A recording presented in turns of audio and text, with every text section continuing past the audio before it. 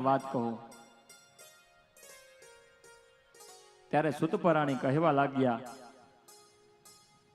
કથમ બ્રહ્મંદિન મુખ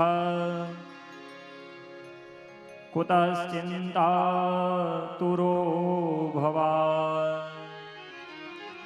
ત્વરિતમ ગમ્યતે કુત્ર કૃતશ્ચાગમનમ તવ. કે જ્યારે વિશાલાપુરી બદ્રીનાથ સોનકાદી ઋષિઓ જ્યારે વિચરણ કરી રહ્યા હતા એ સમયે એમને નારદજી મળે છે. અને નારદજી સતત નારાયણનું ભક્ત કરે છે, ભગવાન નારાયણના દાસ છે. અને આજે સનકાદી ઋષિઓ એને ઉદાસ જોવે છે, ચિંતાતુર જોવે છે. મનમાં કઈક એને ચિંતા દેખાય છે, મુખ કમલમાં એ વ્યગ્રતા ચિંતા એ જોવે છે સનત કુમારો. અને ત્યારે કહે કે હે નારદજી, તમે કેમ આ ચિંતાતુર લાગો છો? તમે તો ભગવાનના દાસ છો, દાસ કોઈ દી ઉદાસ ન હોય. ત્યારે નારદજી આ પ્રશ્નના ઉત્તરમાં એ સનત કુમારોને પ્રણામ કરી અને કહે છે કે એક સમય હું અનેક લોકોમાં ફરતા ફરતા પૃથ્વી લોકમાં ગયો અને ન્યા મેં એક આશ્ચર્ય જોયું. કેવું આશ્ચર્ય? સત્યમ નાસ્તિ તપઃ શોચમ દયાદાનમ ન વિદ્યતે ઉદરમ ભરિણો જીવા વરાકાકુટભાષિણ. કે પૃથ્વીલોકમાં જ્યારે હું ગયો ત્યારે પૃથ્વીલોકના મનુષ્યો પોતાના પાપોથી પીડાતા જોયા મેં. અને ત્યાં કંઈ પણ પવિત્ર મને જોવા ન મળ્યું. જે જે તીર્થો સ્થાન પવિત્ર હતા ત્યાં ત્યાં એ કલીનો અધર્મ એ ત્યાં વ્યાપી ચૂક્યો હતો. કોઈ તપ કરનારું નથી, કોઈ દાન દેનારું નથી, કોઈનામાં દયા નથી. અને ઉદરમ ભરીનો જીવા, પોતાના પેટ માટે જ કામ કરનારા લોકો મેં પૃથ્વી લોકમાં જોયા. સ્વાર્થી પણ મેં એ પૃથ્વી લોકમાં જોયું. અને સાંભળો સોનકાદી ઋષિઓ, હું યમુના તટે ગયો અને ત્યાં મને એક સ્ત્રી મળી.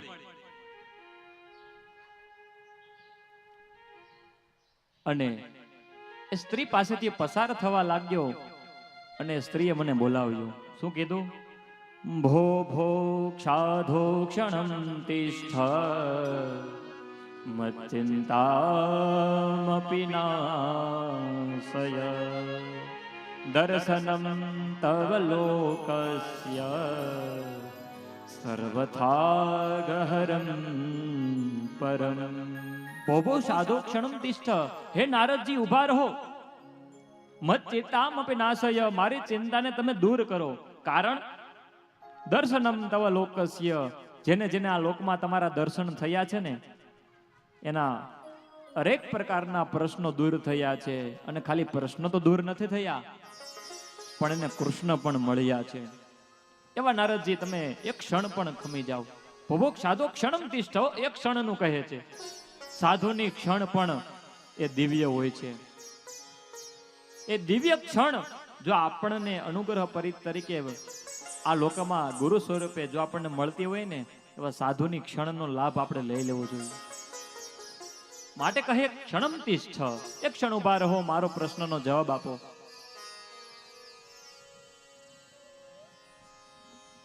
ત્યારે નારદજી પૂછે કે તમે કોણ છો આવી દશામાં? અને આ બાજુમાં પહેરેલા બે પુત્રો એ કોણ છે કે જે હાવ જર્જરિત છે, વૃદ્ધ છે? આ કોણ છે? અને આ તમારી ફરનારી કે તમારી ચારે બાજુ રહેનારી આ સ્ત્રીઓ કોણ છે? આવો પ્રશ્ન એ નારદજી એ સ્ત્રીને કરે છે. અને સ્ત્રી કહે કે મારું નામ ભક્તિ રાણી છે. શું છે? ભક્તિ રાણી, કે જે યમુના તટે બિરાજમાન છે અને હાલ પણ બિરાજમાન છે. યમુનામાં જાઓ તો કૃષ્ણ કૃષ્ણ પણ કોઈ બોલે, રાધે રાધે બોલે. અને રાધે એ ભક્તિ સ્વરૂપા છે. આપણે એમ કહીને ન્યા જય દ્વારકાધીશ, તો સામેથી એમ નો આવે કે જય દ્વારકાધીશ, એમ જ આવે જય શ્રી રાધે, જય શ્રી રાધે. માટે યમુના તટે ગઈ ને છતાં એ યુવાન છે આજે પણ, અને ત્યારે પણ યુવાન હતી. અને તમે નારદજી પૂછો છો ને કે આ વૃદ્ધ માણસ કોણ છે? સાંભળો, એ મારા 2 પુત્ર છે, જ્ઞાન અને વૈરાગ્ય. ઓહો, આ તમારા પુત્ર, તમે યુવાન અને તમારા પુત્રો વૃદ્ધ, આવો વિરોધાભાસ કેમ? ભક્તિ રાણી કહે એ જ મારો પ્રશ્ન છે નારદજી. આ વિરોધાભાસ કેમ? હું તો અનેક લોકમાં ફરી. મારો વૃત્તાંત સાંભળો. ઉત્પન્ના દ્રવિડે શાહમ વૃદ્ધિમ કર્ણાટકે ગતા ક્વચિન મહારાષ્ટ્રે ગુર્જરે જીર્ણતા ગતા. કહે કે દ્રવિડ દેશમાં ઉત્પન્ન થઈ, કર્ણાટકમાં મારી વૃદ્ધિ થઈ, અને ક્વચિન મહારાષ્ટ્રે, ક્ષોણાંશે મહારાષ્ટ્રમાં રહી, અને અંતે ગુર્જરામ જીર્ણતામ ગતા, એટલે કે ગુર્જર દેશમાં આવી અને ત્યાં હું પણ વૃદ્ધ થવા લાગી, અને મેં આ યમુના તટ, આ જગ્યા મેં પસંદ કરી. નારદજી પણ અહીંયા આવી તો ખરા, હું તો યુવાન બની, પણ મારા પુત્રો વૃદ્ધ ને વૃદ્ધ જ છે.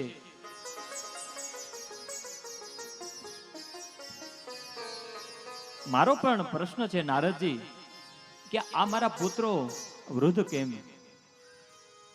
અને તમે પ્રશ્ન કર્યો ને કે તમારી ફરતી બાજુ જે છે કોણ છે સ્ત્રીઓ? એ નારદજી, એ ગંગા આદિ પવિત્ર નદીઓ છે કે જે મારી પાસે રહે છે, મારી સેવામાં રહે છે, મારા પુત્રોની સેવામાં રહે છે. અને ભક્તિ રાણી કહે કે હે નારદ, આ દુઃખ મારાથી સહન નથી થતું. ત્યારે નારદ કહે કે તમે તો ભક્તિ છો અને ભગવાનની નજીક રહેનારા છો, તમારે ચિંતા કરવાની જરૂર નથી.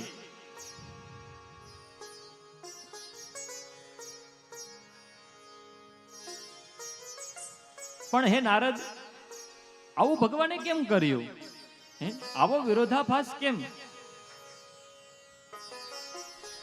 કે હું યુવાન અને મારા પુત્રો વૃદ્ધ? અને આવી વિરોધાભાસ વૃત્તિ હોય એવા કલિકાલ, આ અધર્મને મિત્રને ધારણ કરી કલિકાલ, એ ભગવાને આવાજ કેમ દીધો? એનો પ્રવેશ જ કેમ કરવા દીધો? કે જે કલિકાલમાં આવો વિરોધાભાસ હોય, ભક્તિ હોય અને જ્ઞાન વૈરાગ્ય વૃદ્ધ હોય. ત્યારે નારદ કહે કે જ્યારે કલિકાલની શરૂઆત થઈ ત્યારે એક કલી એ પરીક્ષિત રાજાના ચરણમાં પડ્યો હતો. મારી રક્ષા કરો, મારી રક્ષા કરો. કારણ શું કર્યું હતું? કારણ કે પરીક્ષિત રાજા ચક્રવર્તી સમ્રાટ હતા, અને જ્યાં જ્યાંનું રાજ્ય હોય ત્યાં એ કોઈ અધર્મને પ્રવેશ ન કરવા દે. માટે કલીને ડર હતો કે જો હું આમની પાસે કઈ ક્રોધ અથવા તો માન મારી યાચના કરીશ ને તો એના રાજ્યમાં હું નહીં રહી શકું. કલીને પણ ડર હતો, અને માટે એ કલી એ પરીક્ષિત રાજાના ચરણમાં ગયો અને પ્રાર્થના કરી કે મને રહેવા માટે સ્થાન આપો. જ્યાં જ્યાં હું જાઉં ત્યાં તમારું રાજ્ય છે, મને સ્થાન આપો. એ ભક્તિ રાણી, ત્યારે પરીક્ષિત રાજાએ એ કલિકાલનો એ નાશ ન કર્યો, એનો નિગ્રહ કર્યો અને કીધું તારે આટલી આટલી જગ્યાએ રહેવું. કારણ કે કલિકાલ એવો છે કે જેમના રહેલા એ મનુષ્યો છે, એ ભગવાનનું ખાલી નામ લઈ લે તો પણ એ કલિકાલમાં ભગવાનને પ્રાપ્ત કરી જાય, ભગવાનની ભક્તિને પ્રાપ્ત કરી જાય અને વિવેકની વૃદ્ધિ થઈ જાય. કલી કેવલ નામ આધારા, તુલસીદાસ કહે નામ આધારા. શ્રી રામ જય રામ જય રામ, શ્રી રામ જય રામ, જય જય રામ. સુમેરે સુમેરે ભવ ઉતર ઉપારા. શ્રી રામ જય રામ, જય જય રામ. કલી કેવલ નામ આધારા. શ્રી રામ જય રામ, જય જય રામ. તુલસીદાસ રામચરિત માનસમાં કહે કે કલી કેવો છે કે આ કલિયુગમાં જે પણ કોઈ વ્યક્તિ, જે પણ મનુષ્ય નામનો આધાર લેશે ને ભગવાનના, તો એ પણ તરી જશે. અને સુમીર સમીર ભવ ઉતરો પારા, અને ભવને એ પાર ઉતરી જશે. માટે એ પરીક્ષિત રાજાએ એને નિગ્રહ કર્યો, એનો નાશ ન કર્યો. એ ભક્તિ રાણી, પણ તમે ચિંતા ન કરો, તમારા પુત્રો જે વૃદ્ધ છે ને એનો હું કંઈક ઉપાય ગોતીશ. અને આવી ચિંતા લઈ અને હે સોનકાદી ઋષિઓ, જ્યારે નારદજી જતા હતા ને ત્યારે એ સનત કુમારો એમને ત્યારે મળ્યા.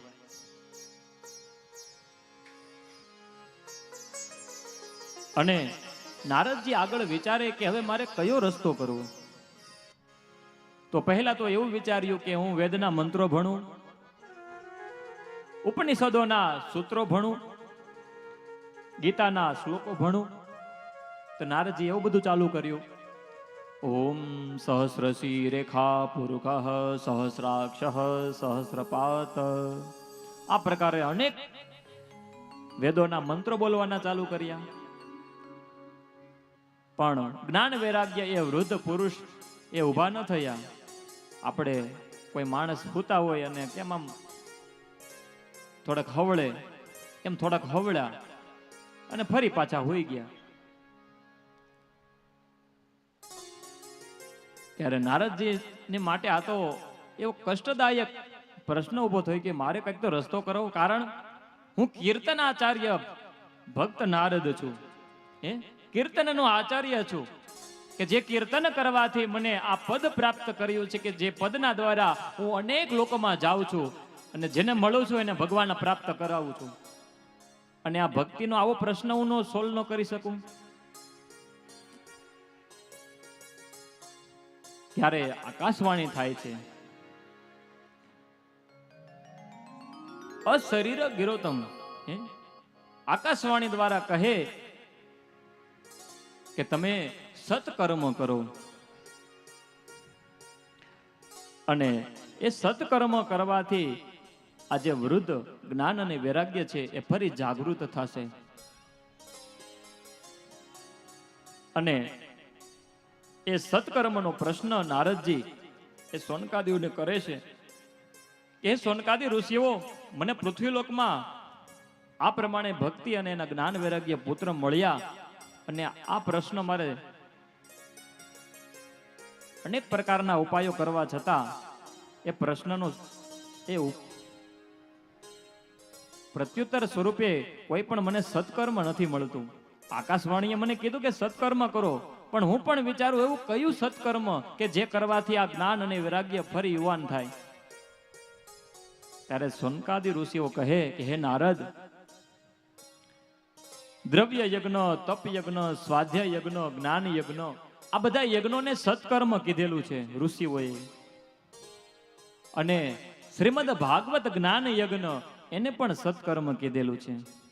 એ નારદજી, તમે ભાગવત યજ્ઞ રૂપી સત્કર્મ કરો. કારણ કે ભાગવત એ અનેક પુરાણોનો સાર છે. કઈ રીતે? સાંભળો.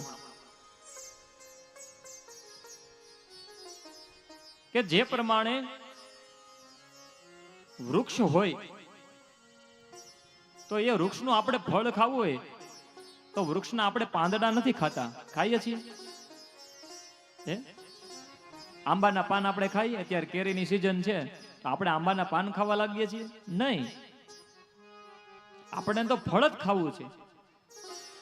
એટલે જે પ્રમાણે વૃક્ષ એ વૃદ્ધિ પામે ને ફળ પ્રગટ થાય, અને એ જ ફળ હે સોનકાદી હે નારદજી એ ભાગવત ફળ છે.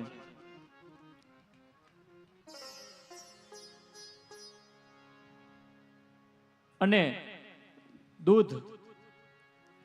દૂધમાંથી દહીં બને, પછી આગળ માખણ અને આગળ ઘી બને. તો દૂધનો ભાવ 50 રૂપિયા અને એ જ દૂધનું બનેલું ઘી 1000 રૂપિયામાં વેચાતું હોય. આવો કેમ ફેર? કારણ કે એમાં પ્રક્રિયા થઈ છે, એનું મંથન થયું છે, માટેનો ભાવ વધ્યો છે. અને જેમ દૂધનું ઘી બન્યું અને ઘીનો ભાવ વધ્યો ને એ નારદજી, એ જ પ્રમાણે આ ભાગવત છે ને એ મૂલ્યવાન થયું છે. કારણ કે એમાં ઉપનિષદો, બ્રહ્મ સૂત્રો, ગીતાજી આદિ પુરાણોનો સાર રહેલો છે. અને આ શ્રવણ કરવાથી એ જ્ઞાન વૈરાગ્ય અવશ્ય એ વૃદ્ધ હતા એ ફરી યુવાન થશે. ત્યારે કહે કે તમે ભાગવત જ્ઞાન યજ્ઞનું આયોજન કરો. તો નારદ કહે કે વક્તા મારે કોને બનાવવા? નારદ કહે કે તમે જ વક્તા બની જાઓ એ સોનકાદી ઋષિઓ. પણ સોનકાદી ઋષિનું આગળ કહી ગયું એ પ્રમાણે કે શ્રોતા મળે તો એ વક્તા બની જાય, અને વક્તા મળે તો કથા શ્રવણ કરવા બેસી જાય. એવા સોનકાદી ઋષિઓ. નારદજીએ કથાનું આયોજન કર્યું. પણ પ્રશ્ન થયો કે કથા મારે ક્યાં કરવી? ત્યારે સોનકાદી ઋષિઓ કહે કે કથા તમે ગંગા ઘાટે કરો. ગંગા ઘાટે કરો કે જ્યાં જ્ઞાન વહે છે.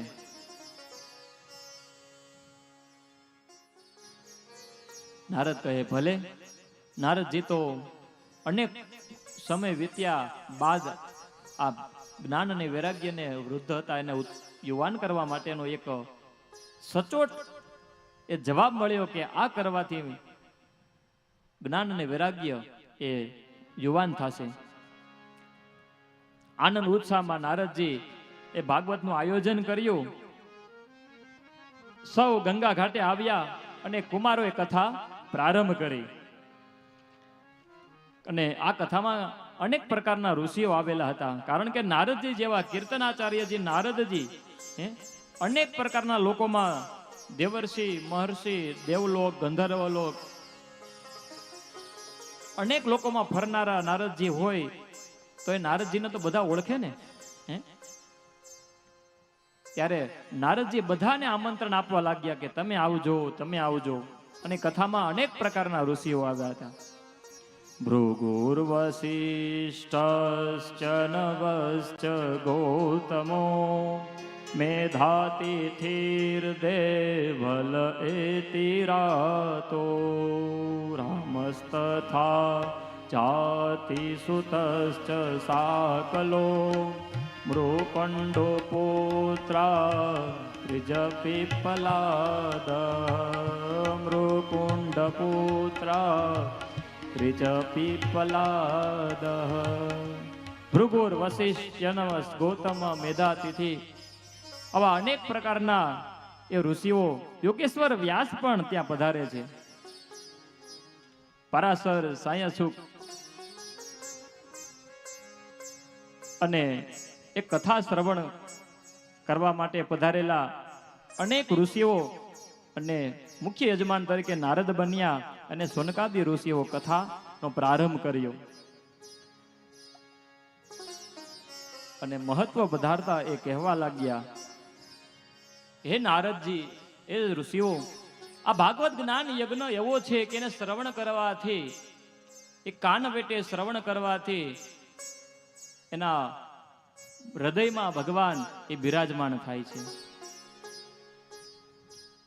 બે પ્રકારે આપણા શરીરમાં આપણા મનમાં પાપ આવે અને પુણ્ય પણ ની શરૂઆત એ બે દ્વારથી થાય. કયા દ્વારથી? એક આ નાક, એક કર્ણ દ્વારથી અને એક નેત્ર દ્વારથી. આપણે પાપ જોઈએ તો પાપનો વિચાર આવે, પુણ્ય જોઈએ તો પુણ્યનો વિચાર આવે. સારું સાંભળીએ તો સારા બનીએ, ખોટું સાંભળીએ તો આપણે ખરાબ બનીએ. માટે આ ભાગવત જ્ઞાન યજ્ઞને શ્રવણ જે પણ કરશે એને કાન વેટે ભગવાન પ્રવેશ કરશે અને હૃદયનું આસન બનાવી અને ભગવાન ત્યાં બિરાજમાન થશે. અને કહે કે હે ઋષિઓ, આ ભાગવત જ્ઞાન યજ્ઞના 12 સ્કંદ છે. કેટલા? 12. 335 અધ્યાય છે, 18,000 શ્લોક છે. અને એ ભાગવતમાં પરીક્ષિત રાજા, સુખદેવજી, મૈત્રજી અને વિદુરજી, નારદજી અને યુધિષ્ઠિર આ બધાનો સંવાદ છે. કહે કે આ ભાગવત ખાલી લૌકિક સુખ આપનારું નથી, પર લૌકિક સુખ પર આપનારા આ ભાગવત છે.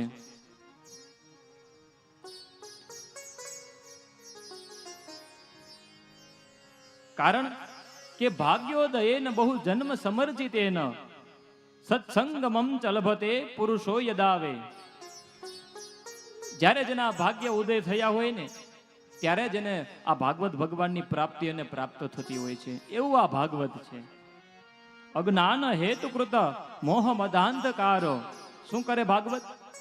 અજ્ઞાન મોહ રૂપી જે અંધકાર છે એ અંધકારમાં દીવડો પ્રગટાવે એ આ ભાગવત.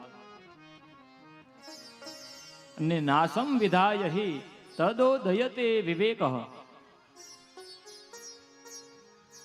ખાલી મોહ અંધકાર દૂર નથી કરતા, પણ સાથે સાથે એવો વિવેક આપે કે એ વિવેકથી જે પણ કોઈ વ્યક્તિ એનું જીવન જીવે તો ભગવાનની ભક્તિને એ પ્રાપ્ત કરે છે. એટલે એવું ભાગવત છે કે જેના 12 સ્કંદ, 335 અધ્યાય અને 18,000 શ્લોક છે. એવું ભાગવત આ જે અખંડ ભુવન રૂપી જે બ્રહ્માંડ છે એ ત્યાંથી આ ભાગવત ઉતર્યું છે કે જ્યાં ભગવાનનો પરમ આનંદ, પરમ બ્રહ્મ તત્વની અનુભૂતિ છે. અને એ અનુભૂતિ કરનાર ભક્ત સાથે એ ભગવાન આ વ્રજમાં પધાર્યો છે. અને આવા ભાગવતનું જેનું વર્ણન જેમાં કરેલું છે એ આંબો, આખો આંબો, કે આ આંબો શરૂઆત થઈ અને પૂર્ણ થાય ત્યાં સુધી સાંભળે લઈએ ને તો આ ભાગવત ભગવાનનું જે ભાગવતનું જે રહસ્ય છે, જેનો સાર છે, એનો આપણને આપણે ખ્યાલ પડી જાય. અને એ વ્રજમાં ઉતર્યો છે. વસુદેવજીએ બીજ રોપ્યા છે અને દેવકીજી ના ક્ષેત્રમાં પ્રકાશ થઈ અને ભાગવત રૂપી ભગવાન એમાં પધાર્યા. અને જે ગોપીઓ છે એનું એને સેવન કરેલું છે, એની રક્ષા કરી છે આંબાની. એવો આંબો, આ ભાગવત ભગવાનનો આંબો બહુ સુંદર રચના છે. એને શ્રવણ કરીએ. આંબો અખંડ ભુવન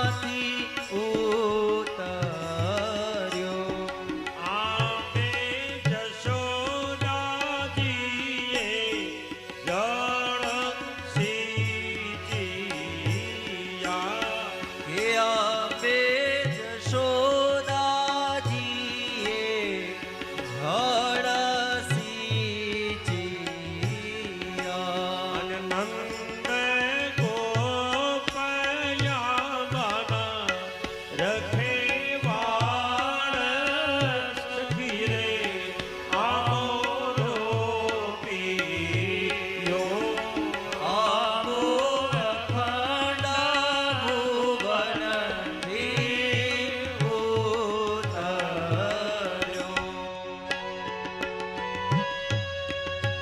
આ આંબો વૈકુંઠમાંથી વ્રજમાં ઉતર્યો કે જે આંબાને જળ સિંચ્યામાં જશોદાજી રખેવાળ થયા ગોવાળો અને મોટો થતા આ આંબાને અનુભવ્યો કોણે? ધ્રુવ અને પ્રહલાદ. બ્રહ્માજીએ તે ચાર પત્ર લખ્યા બ્રહ્માજીએ તે ચાર પત્ર લખ્યા. અને મુનિ નારદેથી છે જાણ સખી રે આમોરો પિયો આંબો અખંડ ભુવનથી ઉતર્યો. વ્યાસ મુનિએ ચાર પત્ર કર્યા વ્યાસ મુનિએ ચાર પત્ર કર્યા. તેના નવખંડમાં હો જોને નામ સખી રે આમોરો પિયો આંબો અખંડ ભુવનથી ઉતર્યો. આંબો ધ્રુવ પ્રહલાદે અનુભવ્યો આંબો ધ્રુવ પ્રહલાદે અનુભવ્યો. તેના સેવનારા વ્રજ કેરી નાદ સખી રે આમોરો પિયો આંબો અખંડ ભુવનથી ઉતર્યો. કેવો આંબો છે આ? હે? કે જે આંબો આ 7 દિવસ ભગવાન કૃષ્ણનું ચરિત્ર ગાન જે પણ સાંભળે ને એને મોક્ષની પ્રાપ્તિ થાય. જીવતા પણ એ પરમ ભક્ત બની ને ભગવાનનો અનુગ્રહ પ્રાપ્ત કરી ભગવાનના દર્શન પ્રાપ્ત કરે અને અંતે એ ભગવાનનું પદ પ્રાપ્ત કરે. કે જે પદ પરીક્ષિત રાજાએ 7 દિવસ ભાગવત સાંભળીને પ્રાપ્ત કર્યું હતું. 7 દિવસમાં શ્રી કૃષ્ણ પગડી